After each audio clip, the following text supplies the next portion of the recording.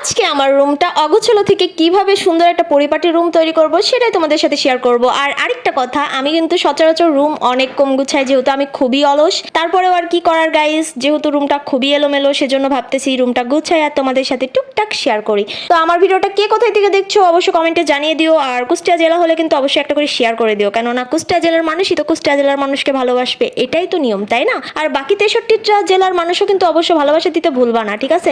শুধু কুষ্টিয়ার মধ্যে ভাইরাল হলে কি চলবো বলো? কুষ্টিয়া জেলার বাইরেও ভাইরাল হইতে হবে। তো যাই হোক, আমার ভিডিওটা ভালো লাগলে অবশ্যই কিন্তু শেয়ার করে দিও। আর দেখো আমার রুমের অবস্থা, ভাইরে ভাই এত পরিমাণ ময়লা জমছিল, কি বলবো, 2-3 দিন বাদে ক্লিন করতেছি গাইস। তো যাই হোক, কোনো কাজকে কিন্তু ছোট করে দেখা একদমই ঠিক না, যেহেতু নিজের কাজ নিজেকেই করতে হবে। আর রুম টুম গুছাতে হবে, নয়তো তো আম্মু ঝাঁটা দিয়ে পিটাইবে, কেননা সারাদিন তো শুয়ে বসেই থাকি। নিজের রুমটাও যদি ক্লিন না করি তাহলে কি হবে? আর আমি এতটা পরিমাণ অলস গাইস, কি আর বলবো। এই ভিডিওটা আমার অনেক আগেকার, আমি আসলে এডিটই করি নাই, মানে এত পরিমাণ অলস আমি।